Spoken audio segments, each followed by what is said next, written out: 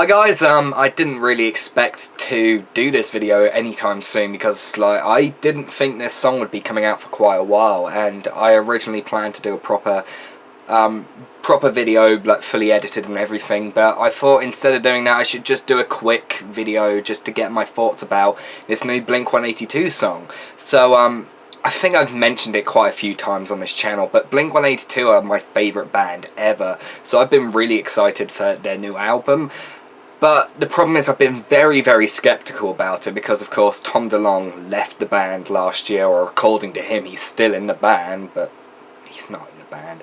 And he was replaced by Matt Skiba from Alkaline Trio, whom I'm not a huge fan of. I don't think they're bad or anything. I do like a couple of their songs, but I've tried to get into them recently, and I don't know, there's just something about them I'm not huge on. So yeah, but I've been really worried about this new album because I've always thought that since it got announced that it's probably going to be good, but I don't think it will be as good as their other albums. And so last night their new song Bored to Death was released, and I listened to it. The first time I listened to it I thought it was okay. I had a lot of problems with it, but I've listened to it a lot more since then, and although my problems are still big problems with the song, it's really grown on me, and I am actually really, really liking this song, and I'm super excited for the album now. So yeah, this is the first track of their new album called California, which is their first album since 2011's Neighborhood, which got a lot of mixed reviews, but I personally really, really like it. I think there's a couple of tracks on there that I'm not big on, but I think they're only on the deluxe edition. They were Love is Dangerous and Even If She Falls. I don't really like those songs, but the rest of it I enjoy. So yeah, I'm really excited for the new album because this track is pretty damn good. There are problems with it, but I think it does sound like Blink-182 in their prime, sort of like almost like Enema of the State / Take Off Your Pants and Jacket era. But also there's a lot of Plus 44 sounds in there, which a lot of people have been complaining about. I think a lot of people are thinking it sounds way too much like Plus 44, and yeah, I do kind of see that. But that influence was something that was coming in towards the end of Tom's stay in Blink-182 during the Dogs Eating Dogs era. A lot of that EP had sounds that sounded like Plus 44, and yeah, I personally think that was a great EP and some of the best songs any of them have ever written. And this actually kind of does remind me a lot of the sort of songs that were on there, but I do have problems with the track. My biggest problems really are it doesn't really have any of the energy and excitement that all of Blink's other albums have. I'm not saying that they're like this super fast punk band or anything, but they always had energy. Even on Neighborhood, even tracks like Heart's All Gone, it's still very fast and full of energy.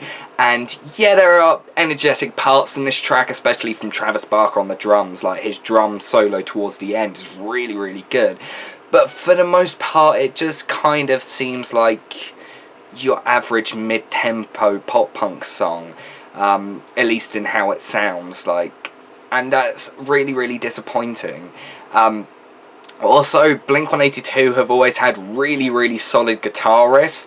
Even on some of their worst songs, they had damn good, really memorable, catchy guitar riffs, all of which are devoid on this track. It's very, very simple guitar-wise, and I'm not saying that they were ever like super complicated with loads of solos, because they weren't. Blink-182 are a really, really easy to play band on guitar. Like, a lot of people who started off playing guitar and were listening to pop-punk bands like that used Blink-182 to learn. Like, Blink-182 are like the band that I used to listen to when I was starting off to learn guitar, and yeah, a lot of those tracks are really easy, especially if you're a beginner, and even now they're still easy. I don't know why I said that, like, when you get better at guitar it gets harder, but no, it's really easy as a beginner, and there isn't really many tracks they've done that are really hard to play on guitar or really complicated, but the riffs were always really catchy and exciting,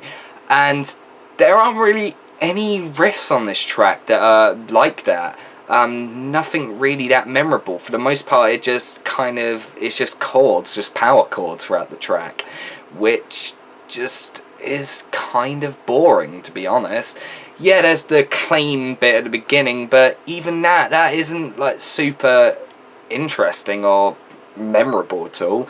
And honestly, it just kind of sounds like some of the guitar riffs they've done before. Like, that could have easily been like, it sounds a bit like it could have been like Always or something like that. But there are elements I really like about the track. I really like the lyrics. Mark's voice sounds fantastic on this track. Like, I just love every little bit of his voice in this track. There's even one bit where his voice kind of cracks, and I don't know, there's just something about voice cracks sometimes that really works, and it really does work in this track. It adds a certain rawness to the song, and it really works.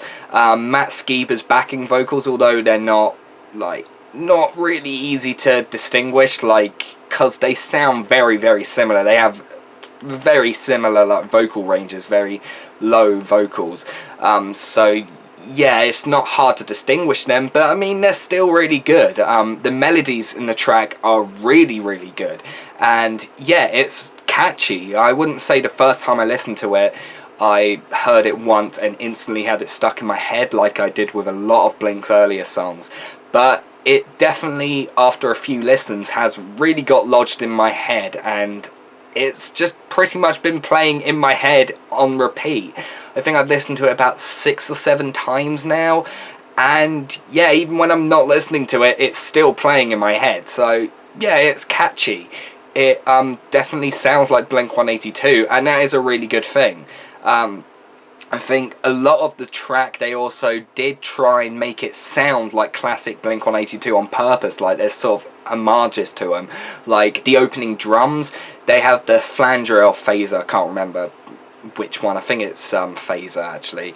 That effect on the drums, which was used in the beginning of Feeling This, and I really liked that addition, sort of like paying homage to their earlier self. And there's also the synth parts later on in the track that sound very Enema of the State era, like could have been like on All the Small Things, that sort of thing, and I really liked that as well.